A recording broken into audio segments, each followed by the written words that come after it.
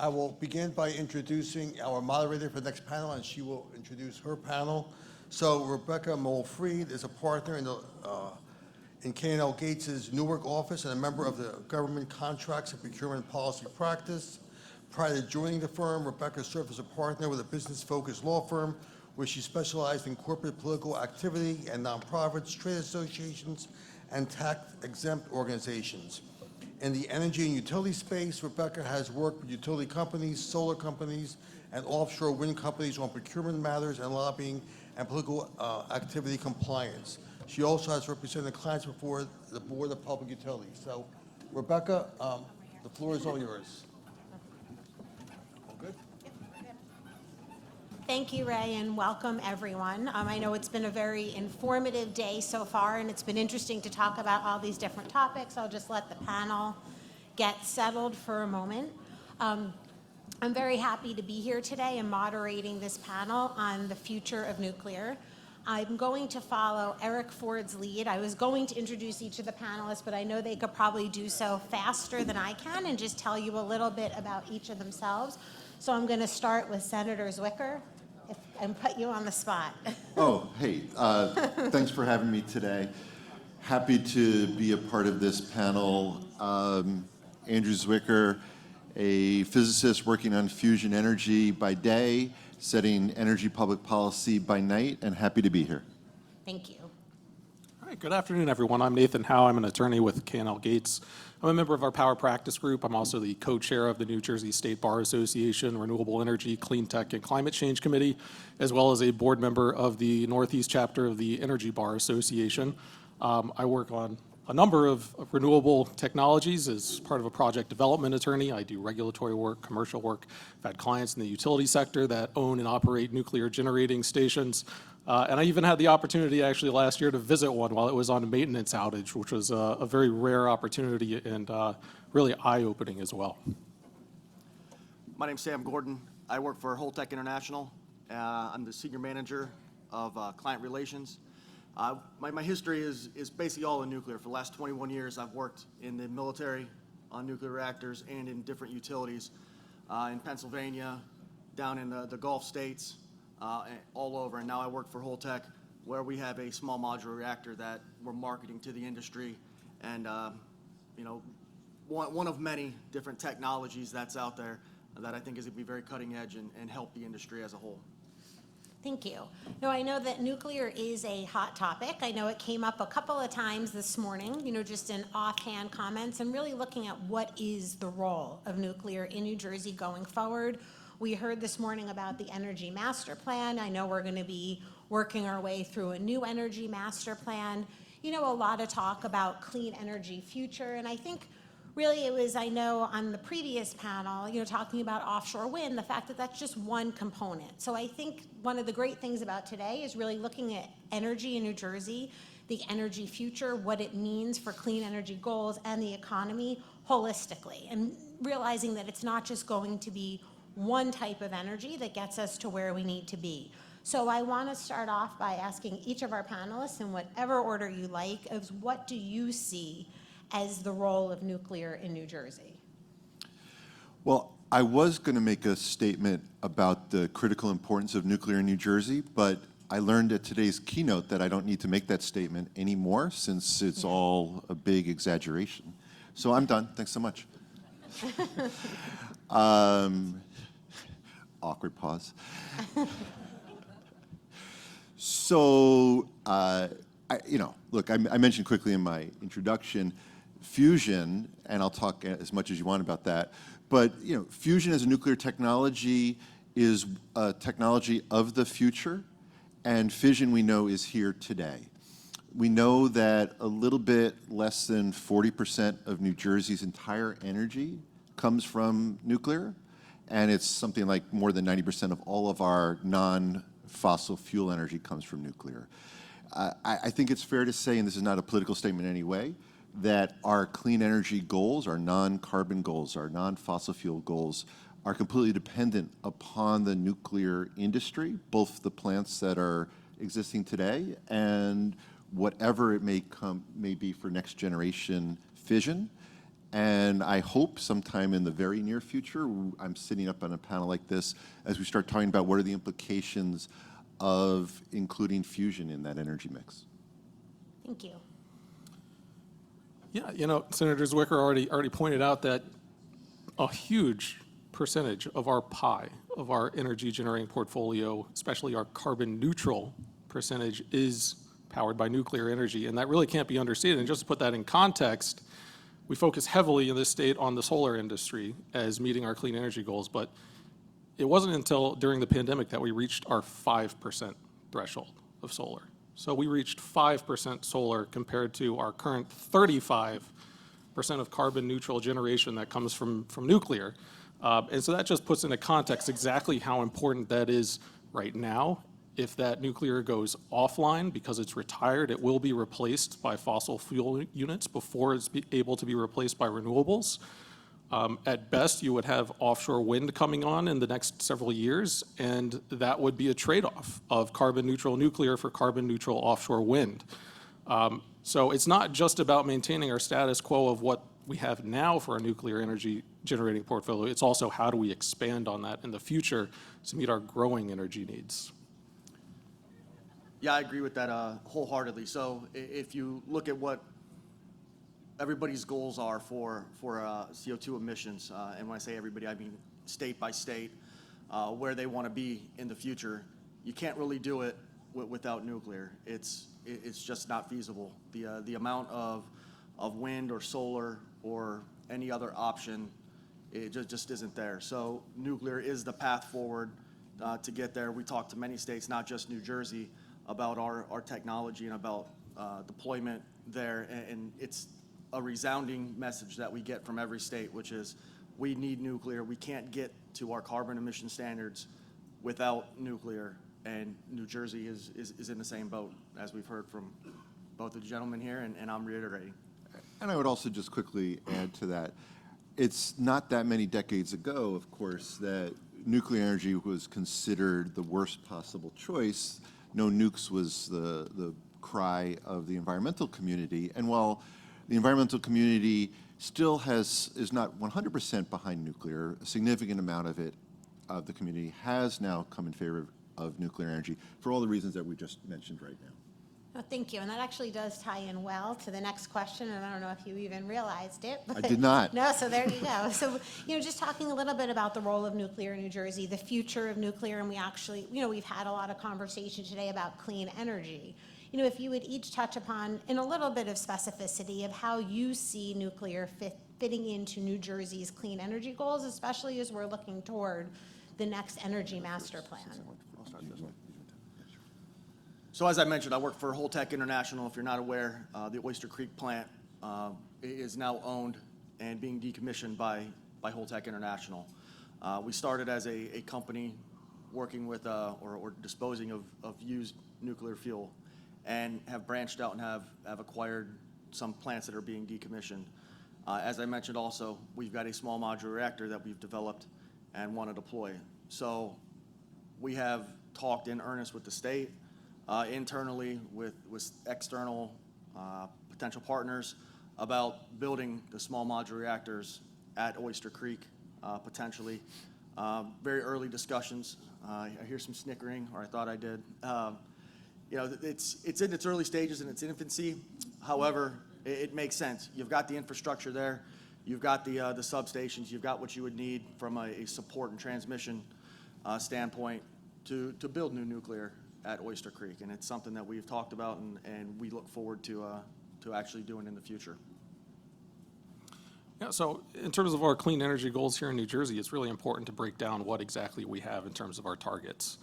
Our initial target is 50% renewable energy by 2030. Again, that's going to be met primarily by offshore wind. That's the goal, assuming that we can stay on track with that schedule and get those projects built and online by 2030. And then our next major target is in 2035, where we've recently had a change earlier this year to make that 100% clean energy. And that clean energy really is the key distinction between the renewable target and the clean energy target, because clean energy is where we get to bring in that nuclear energy as a carbon neutral fuel. as a carbon neutral energy source. And that's going to be the key to getting to full decarbonization at 100% to the extent that that target is indeed achievable. And there's a lot of other reasons why we need to look at nuclear as part of our energy generating portfolio when we think about renewables as making up a larger share of our other parts of the pie. An energy generating portfolio has to be complementary. It has to work together. We win when we have a diverse set of resources that complement each other and their operating characteristics. Solar and wind do have some complementary operating characteristics, but at the end of the day, they are both intermittent. They are not dispatchable. They are not baseload resources. Offshore wind is better than onshore wind in that context. However, nuclear is a true dispatchable baseload generating resource. It is available on demand as you need it. It provides energy 24/7. It is reliable in that sense, and that opens a lot of possibilities for how you can approach your grid locally here in New Jersey. It opens the pathway to other ways, other means of electrification that we're considering in terms of electric vehicles, electrifying homes, businesses, et cetera.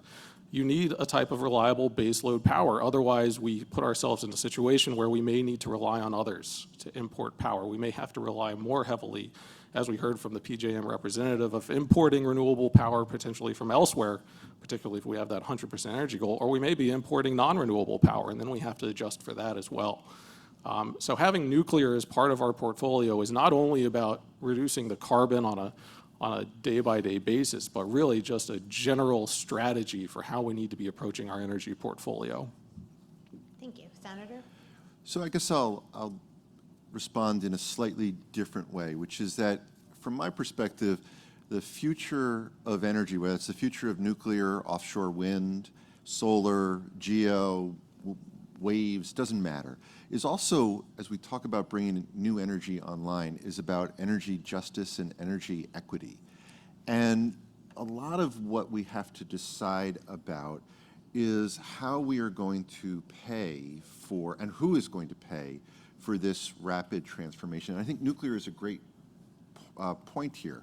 Whether it is, what is it going to cost to bring an SMR online, or I can see some of my friends from PS in the back who have the battle scars of what does it take to provide a state subsidy to keep the existing fleet online, that this is one of the key questions we have to get at. And on my way over here, I was looking up some of the statistics. So according to the International Monetary Fund, just to give you an idea, worldwide, we are subsidizing fossil fuel energy to the tune, public dollars, of $1 trillion, right, worldwide, not just in the United States.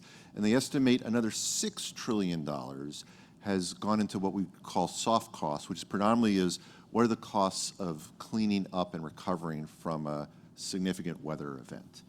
So, we have to start to focus as well on the funding mechanisms that are in place. I think it's clear, right? Nuclear is not intermittent, right? Neither is fusion, right? Well, fusion's intermittent because it doesn't work. But one day it won't be intermittent. But it really is going to come down to what are the choices that we are going to make, whether that's as a state or as a country or as a world, for the future of energy. And nuclear is right at that point because it has existing technology, which is our traditional plants, and it has future technology with significant advantages, not perfect, but significant advantages, but then economic challenges that are in front of it.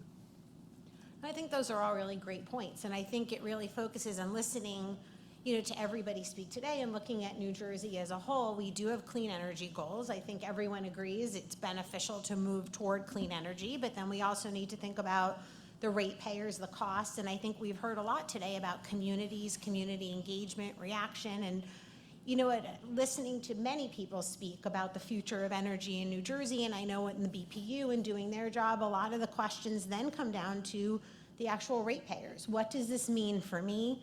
What is this going to mean for my home? What is this going to mean in terms of what I have to pay?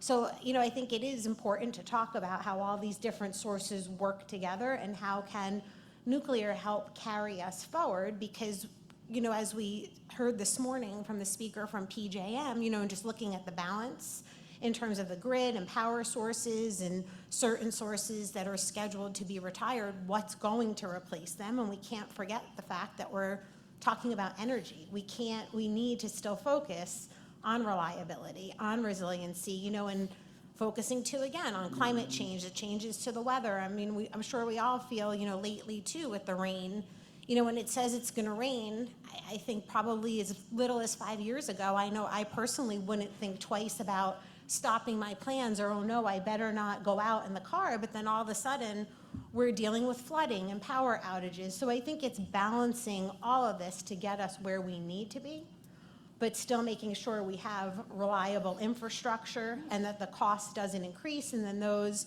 who are, in underserved communities also don't bear the brunt. So I guess, in terms, Senator, you just talked about we have existing technology, and looking toward the future. I'm curious from each of the panelists, what new and innovative nuclear technologies are currently in development that you think could benefit the New Jersey energy market?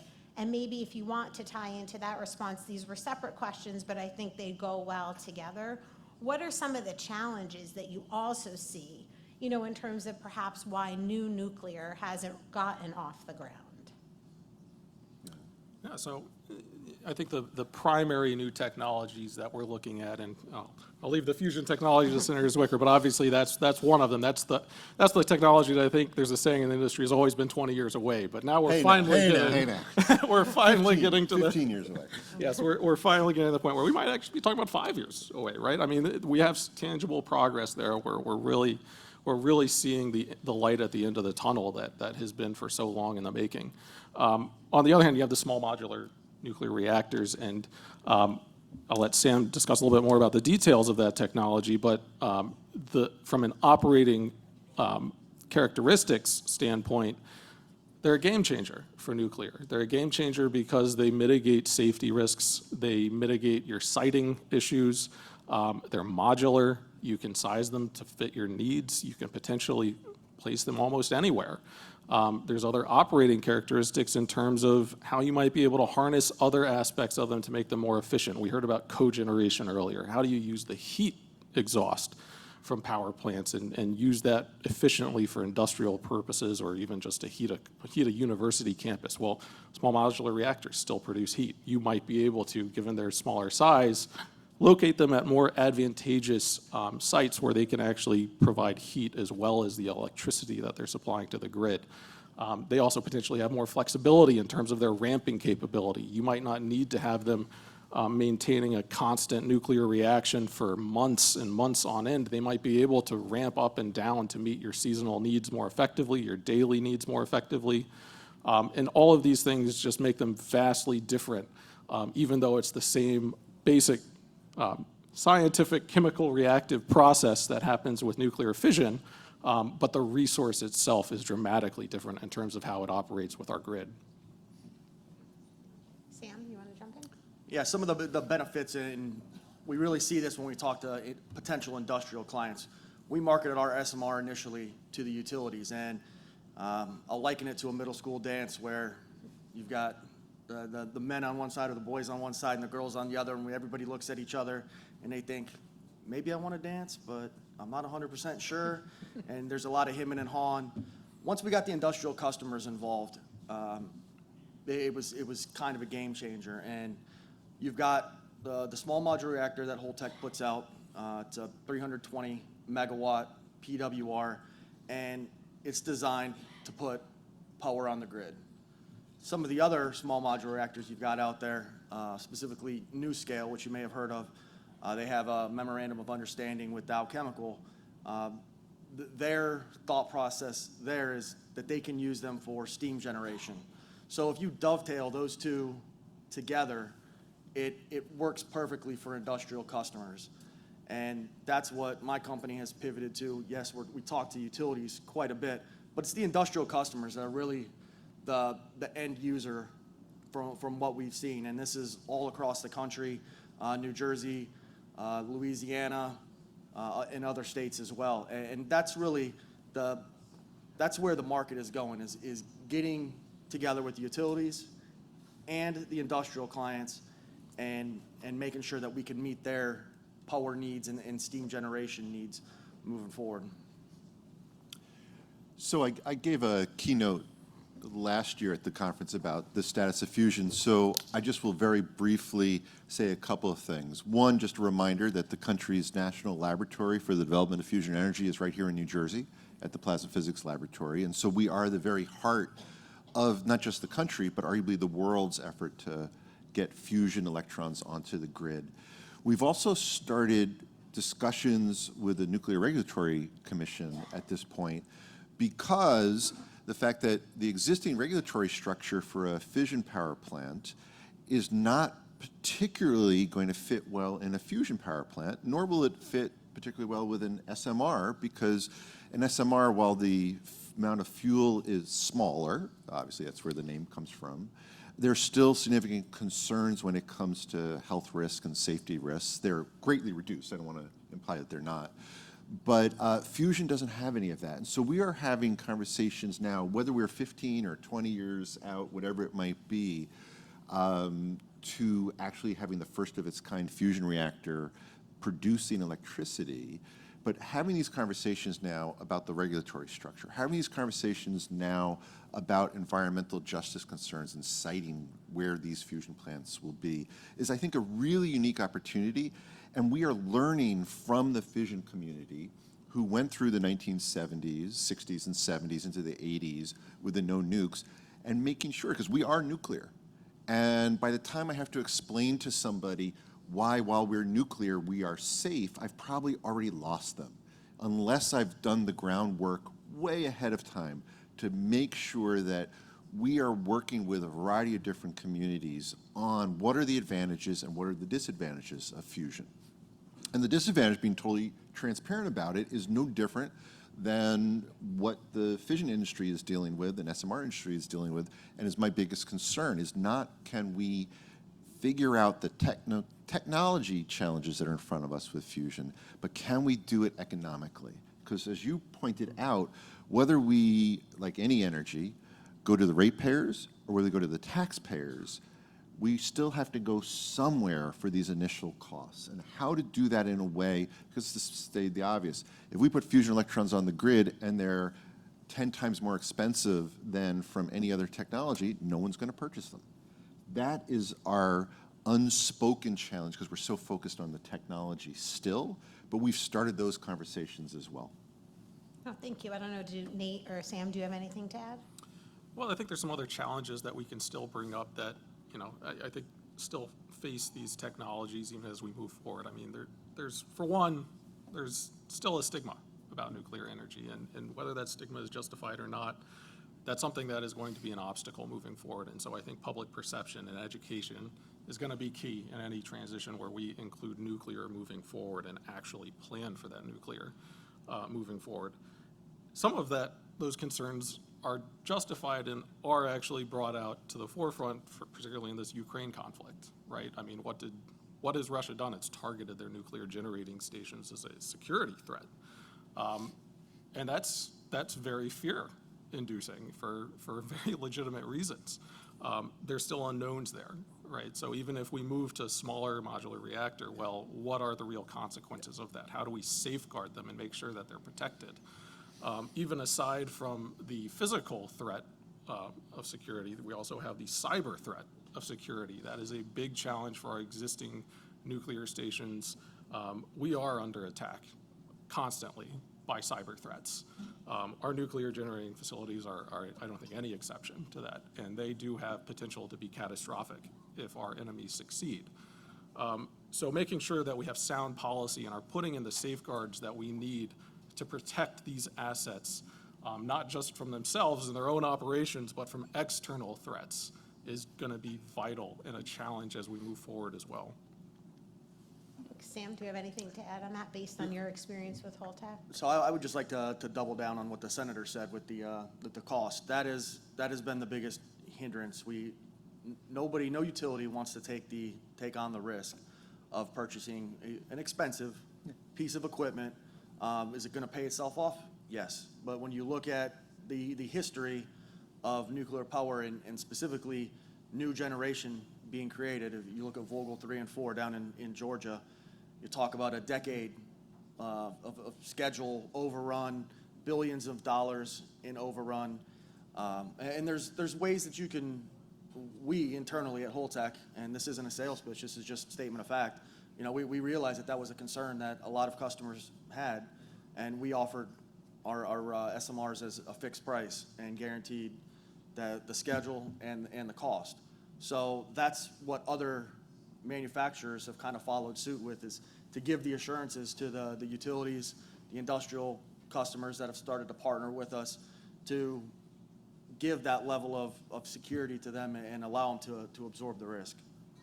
Thank you. I'm curious, Sam, just to take off when you talked about the industrial aspect, and that's where you've had great success. That's right.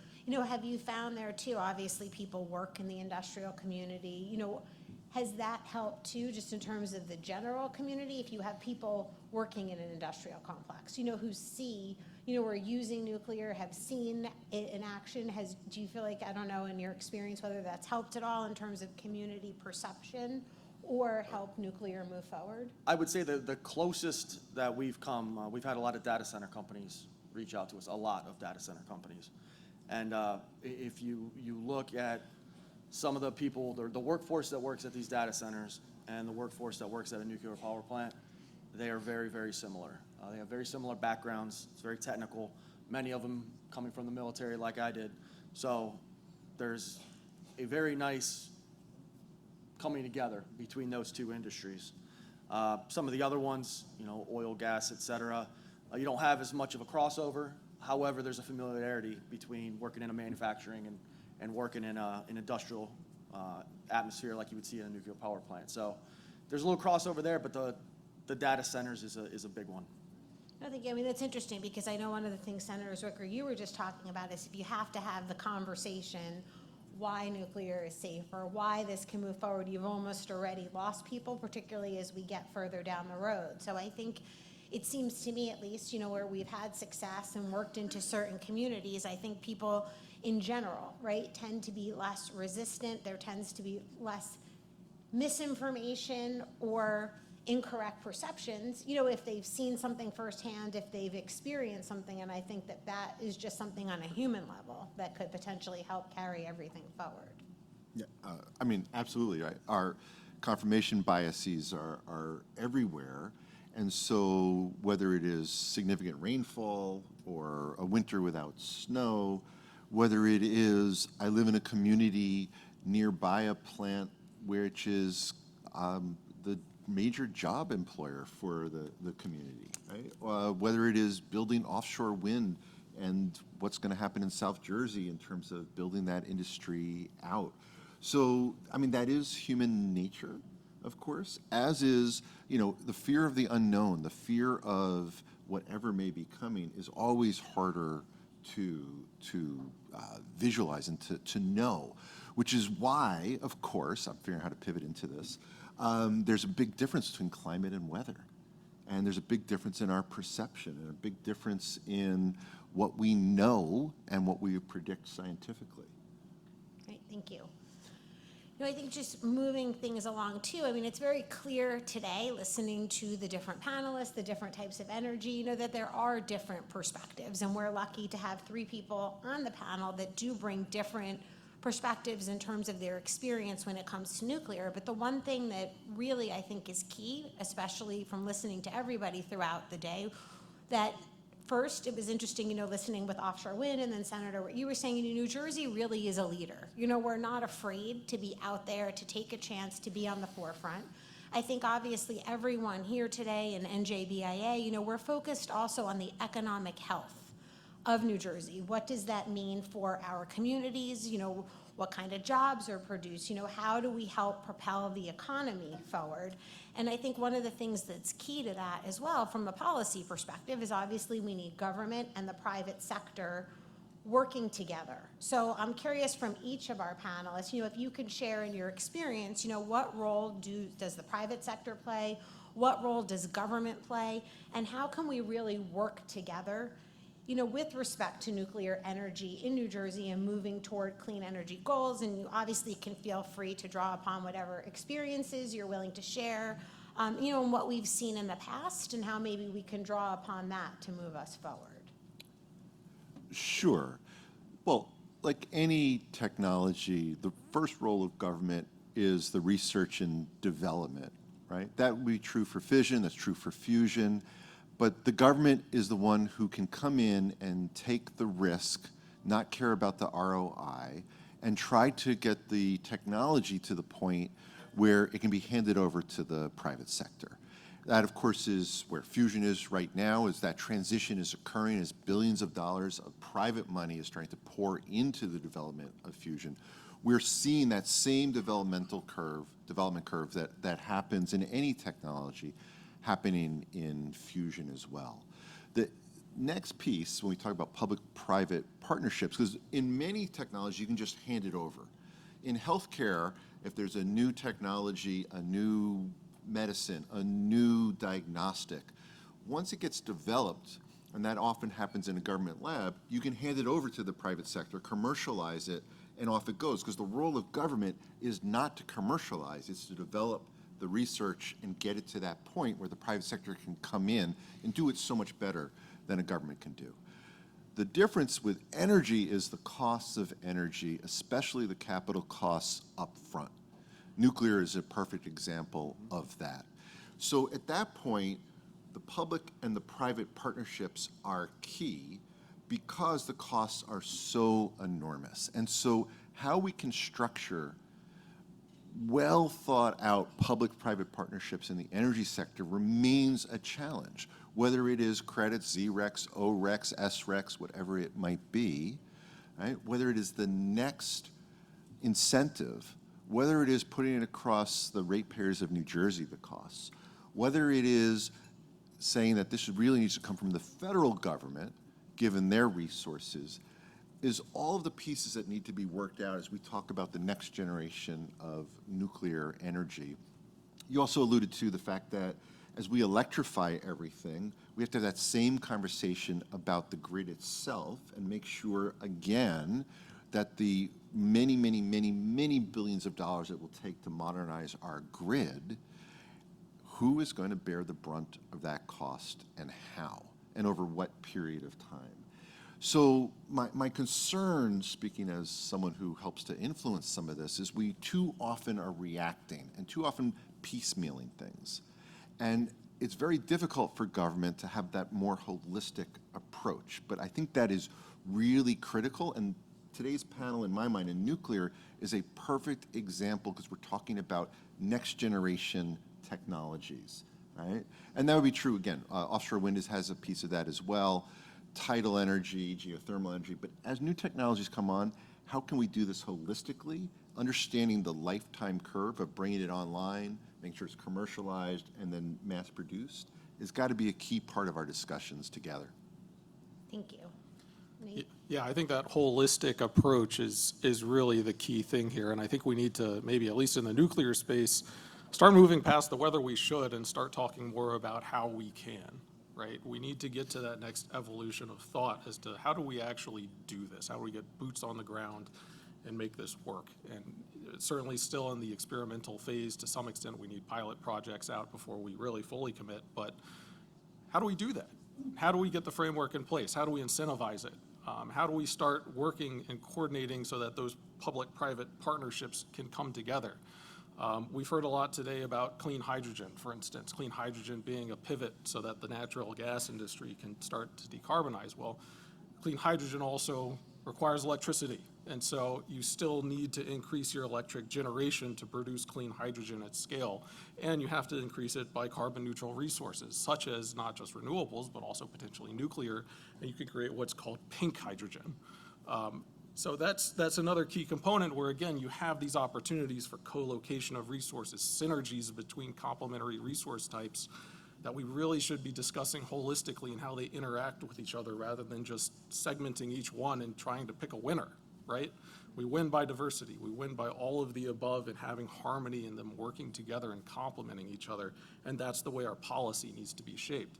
Now, I don't think anybody in this state is really looking forward to the same type of fight that we had over the zero emission credits the first round.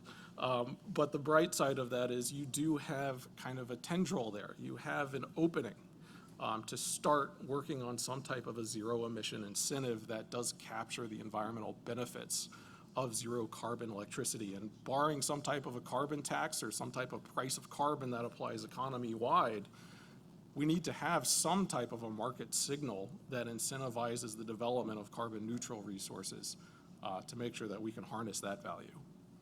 Thank you, Nate. Sam, what are your thoughts? Yeah, so Nate asked the question there at the beginning, it was rhetorical, which was, how do we get there? And the answer is continued dialogue. You just got to keep having the discussions.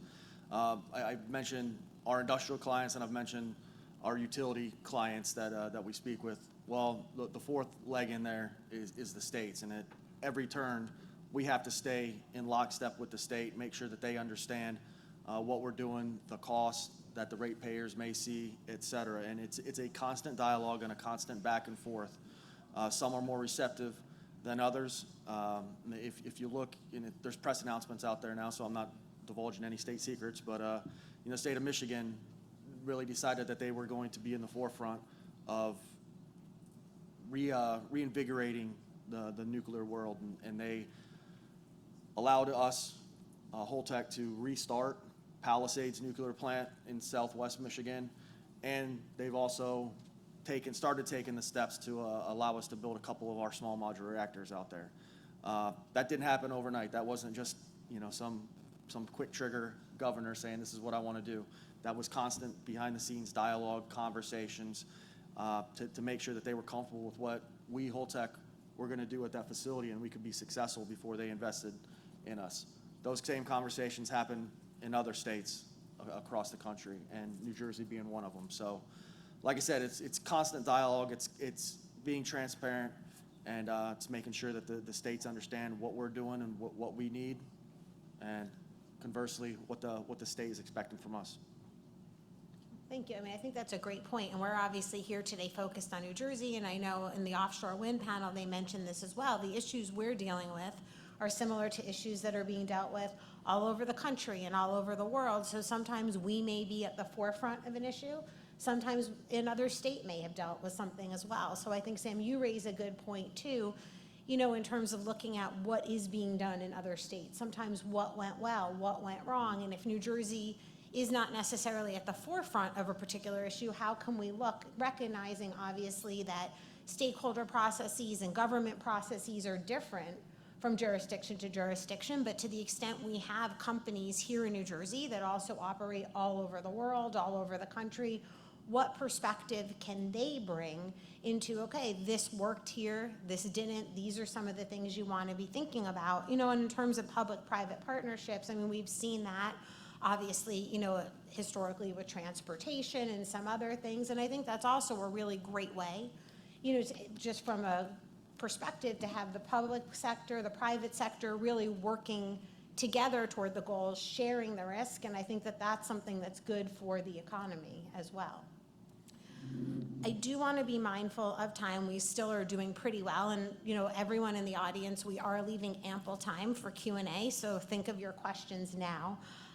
But for the panelists up here, I know you all have touched upon this, but in closing, the last question that I have for each of you is, what do you think has been one of the biggest myths about nuclear, and how can we help dispel that? We've talked a lot today. I'll let you all think for a moment, but really about dialogue. We've heard it on the other panels. We heard it up here, that we need community engagement. We need dialogue. We need to be transparent. And I think all of us in this room know that sometimes frameworks are what they are, rules and processes and procedures are what they are, but it's important to understand that, because whether you are on the government end, whether you are a company that's doing business in New Jersey or a professional helping companies navigate, I think there's nothing more frustrating than not understanding what are the rules of the road and how do we navigate through this. So I think everybody here, can be a really good agent for leaving here. When you're out there, I don't expect everyone to become advocates for nuclear, but just taking something that you learned today, and I think that this last question in terms of a myth and how do you dispel it, I think some of it really starts with that. So I don't know who wants to jump in first, but any order you'd like. Yeah, I mean, we talked a little bit earlier about the stigma that is associated with nuclear and I think there's a big myth is to just the rationality of that stigma. And it recalls me back to Christopher Reeves' Superman, in the movie where he saves an airplane that's crashing, and he takes a woman out and he says, "Ma'am, I hope this doesn't turn you off of flying because it's still the safest way to travel," right? And that's meant to be, a bit tongue-in-cheek compared to, say, traveling by car, which plenty of people die in fatalities in car crashes all the time, whereas airplane crashes are rare. You could look at the nuclear energy a very similar way. In the past 30 years, it's been one of the safest industries. It's been one of the safest industries because of the safeguards we built on safeguards in response and reaction to the very catastrophic disasters we had in decades past. But we do need to reevaluate and make sure that we're thinking about the issue rationally, because done right, nuclear can be a safe, dependable, carbon-free resource. We just need to make sure that we're putting the right level of thought and care into that, making sure that we're doing it optimally and not going overboard with it either. Because overboard means higher costs, and it will defeat the entire purpose of going towards nuclear, because nothing will be cost effective. I think another myth that is worth pointing out is the notion that, fusion, assuming that it is commercialized and gets there, but there's a prevailing understanding, I think, by people in the public that it just runs on hydrogen. So essentially, you could just produce clean hydrogen or something through an electrolyzer and plug it into a fusion plant, and it's not that simple. I think Senator Zwicker could hit on that. I'm waiting.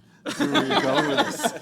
But it actually relies on some very rare isotopes of hydrogen right now. And so the fuel source is still an issue with hydrogen that we do have to get, I think, a wrap under before we can truly commercialize it. But I'd love to hear what's in it. Oh, I'm biting my tongue. Do you want to go next? No, sir. Go ahead.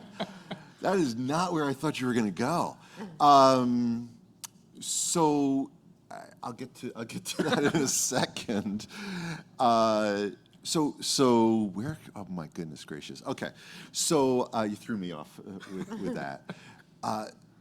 So I think the biggest myth about nuclear is that, or not a myth, the biggest issue is that people do not really understand it, and that's not their fault. It's our fault collectively. So while everything you said is true about fission, and we need to think rationally, since when are human beings rational, number one? Two, if you say 3 Mile Island to anybody on the street, I guess they could probably go, it's probably nuclear, and it was bad, right?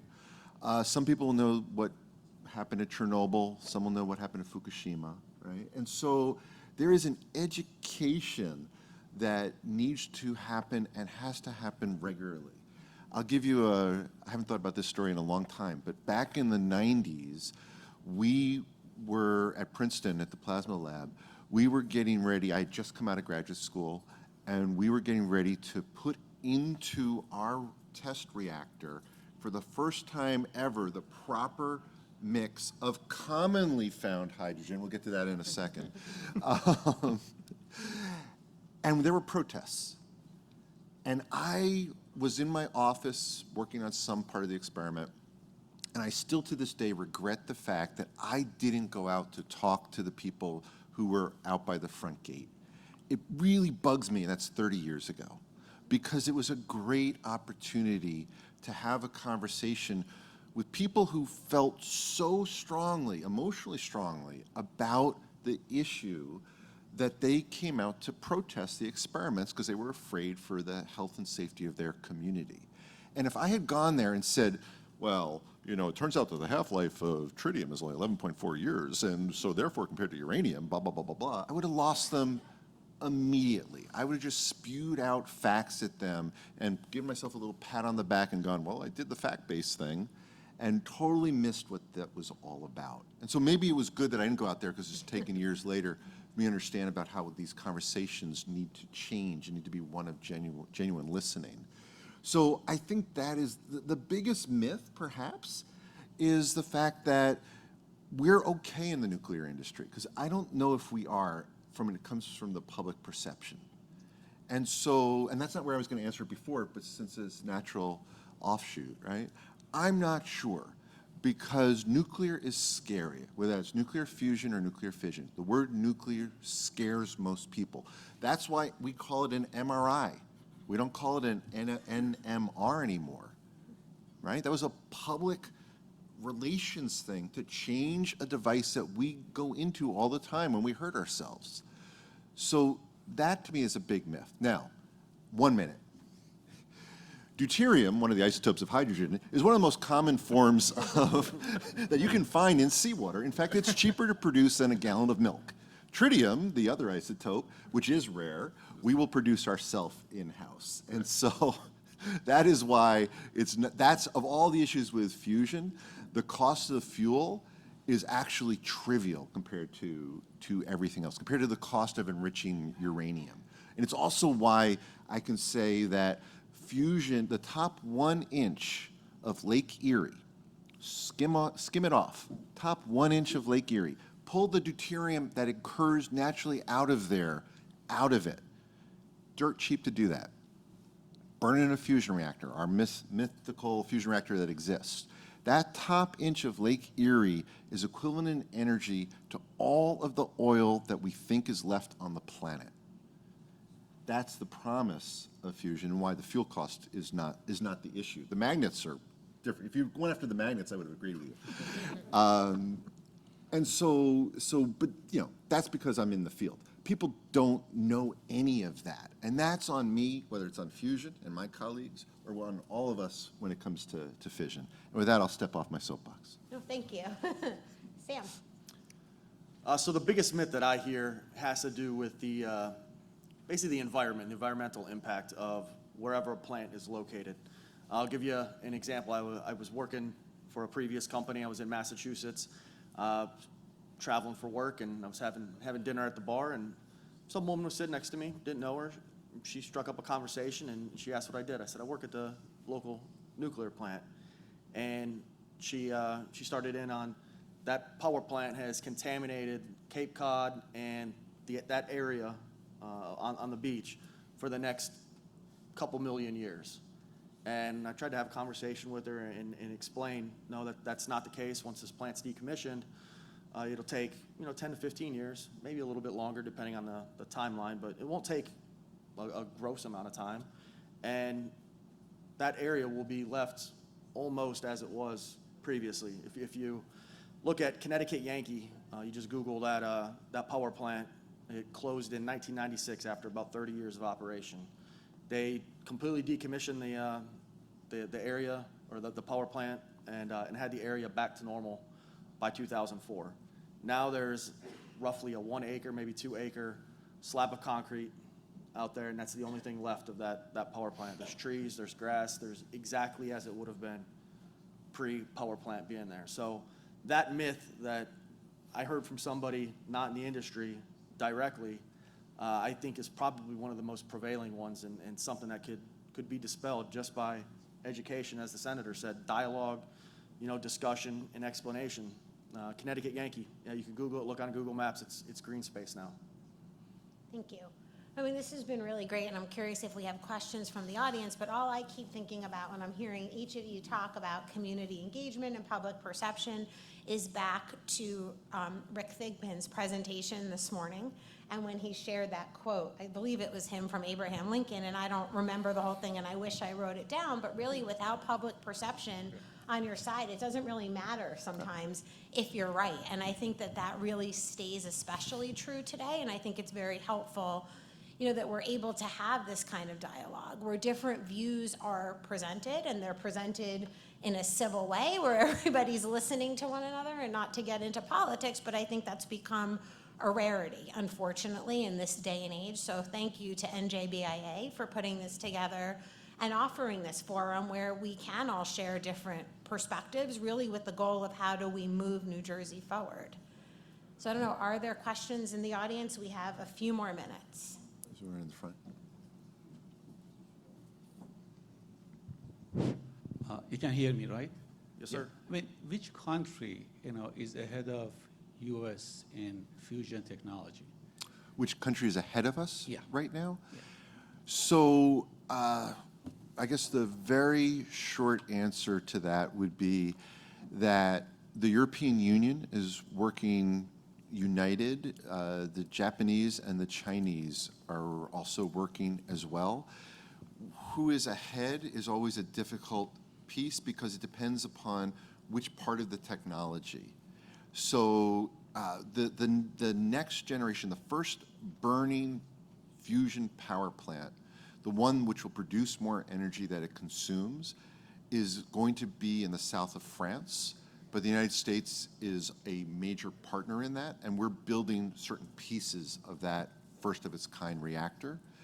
So it's very difficult to say who is ahead, and none of this is classified, right? Everyone is working together. Yeah, I have one more quick question. You think soon, because this is really a good technology, fusion technology, you don't need no landfill, you know, that's great. Environmentally, it's very safe. You think down the line, soon it will take a bigger market share compared to wind and solar in U.S.? I mean, that's a question. So I think even if fusion was done today and we were ready to go, we still would be looking at building power plants along the same time scale that it would take to build any other power plant, number one, right? So it's not like we can magically just pop in fusion reactors all over the place. And they would be designed to be 1,000 megawatts, a gigawatt of power. That's one. Two, fusion is not going to be for everywhere, especially early on. It's going to be expensive, which means it's the developed world. So solar and wind are going to continue to play an enormous role. It's decades before we could start to think about, well, maybe as the fission power plants that exist reach their natural end of lifetime and we dial those down, and SMRs or whatever the next generation of technology is around, that fusion can start to slowly penetrate into that market. But that'll be decades away. Do we have any other questions from the audience? Commissioner. Thank you very much. We started the solar journey around 2008, and we started the offshore wind journey in 2010. Right? We still don't have any offshore wind. And solar energy, when you look at the PJM presentation today, is very small percentage of the overall energy needs. And I know the administrations and the legislature always focusing on favoring one technology versus the other. If your goal is zero carbon, why not look for technology agnostic approach? So that way you are investing in newer technologies. You're subsidizing old plants and you are trying to, billions of dollars you are giving away. And when are you going, same amount of money you could have invested in new research and development, new technologies, then in the long run, would we be better off? And then if you really look at all the technologies, nothing is clean, from mining plutonium to the cooling water that discharges into the river, into the nuclear waste. There nobody has answers. They still, United States is holding back the rest of the world in terms of how to dispose of the nuclear waste. That's one issue. And so after listening to all of you, I'm trying to figure out what is the future of nuclear technology. If you can answer that, I'll be glad. Yeah. Well, you certainly raise a good point about the nuclear fission fuel. And I didn't mean to suggest that we won't get there with the fusion fuel either. We're just trying to dispel the common hydrogen versus the hydrogen isotope issue. But as to the fission fuel, we do have real problems with that fuel, both how we source it and making sure that we're disposing of it properly. Now, we've come a long way with our disposal methods, and I'll leave that to the end. With on-site storage, potentially, that is certainly where they do it at many generating stations, and they have come a long way with that technology. But it's a concern, for sure. We have to make sure that everybody's on board with how we're storing that safely as well. Now, with SMRs, again, the idea is you will have much smaller product of waste that's coming out of that will hopefully be much more manageable as well, without the same concerns that you have for the much larger traditional reactors. But we also have the problem of sourcing it, in the sense that most uranium right now is mined in Kazakhstan. You know, it's Kazakhstan and Russia combined, and we do produce some in Canada, but that supply is limited. And so, again, we talk about energy security. Well, what happens with our global politics on that? Because that can crunch our supply on nuclear fuel as well. So that's just another consideration that comes into the mix that we have to make sure we're addressing it properly. And I don't know that I certainly don't have a solution here for us today, but there's certainly an interest, if we do move more towards nuclear, that we would want to have some type of a readily available domestic production for a supply for it. Let me make sure I got your question. You asked, what is the future of nuclear? That's what you asked? Okay. No, I mean, what I said was, I listened to all of you for 45 minutes or so. I'm trying to figure out what is the future of nuclear. Is the SMRs the future of nuclear technology, or subsidizing the old technology is the future, or fission is the future of technology? Okay, so I think the answer is yes. So what you're going to end up with is you're going to continue to operate the current reactors. They're going to extend their life out to 80 years, and you're going to see the fleet stay about where it's at, 92-ish reactors currently in operation. Now that you've got proof of concept being demonstrated by different SMR vendors, Holtec, NuScale, et cetera, once you see proof of concept demonstrated with these new builds, you're going to see a very quick ramp up in production across the industry in different areas of the country for SMRs. Now you fast forward, whatever we say, 15 years, 20 years, whatever the case may be, fusion will be the future. I mean, that's a no-brainer. Fusion would be the future. It's just not here yet. So I think it's going to be, you stay status quo across the United States with what we've got now. You see a huge uptick in SMR construction, and eventually down the road you transition to fusion. I don't know if I can add anything to that. Commissioner, I would say something that's a little bit off topic that I thought you were alluding to too, is what's the future of battery technology? All right, I'll just throw that out there very quickly, because obviously solar has an issue that happens every 12 hours, right? We call it night. The wind is not constant, so that's why we have all these debates about where to site wind. What are we going to do about the future of batteries, whether that's for transportation or where that is to store energy during peak production from non-nuclear, non-carbon sources? And should we start to put a significant more amount of effort into that, given the shortage of lithium, given the environmental concerns around lithium and lithium batteries? When are solid-state batteries really going to be affordable and have enough energy capacity? There's a lot of pieces to that outside of just the future of nuclear. Thank you. I mean, thank you, everyone. I think we're just a couple minutes over 2:45. I think now there's a networking break, right, Ray? And then we're reconvening at 3. So I don't mean to take your job, but I figure I'm up here. So thank you.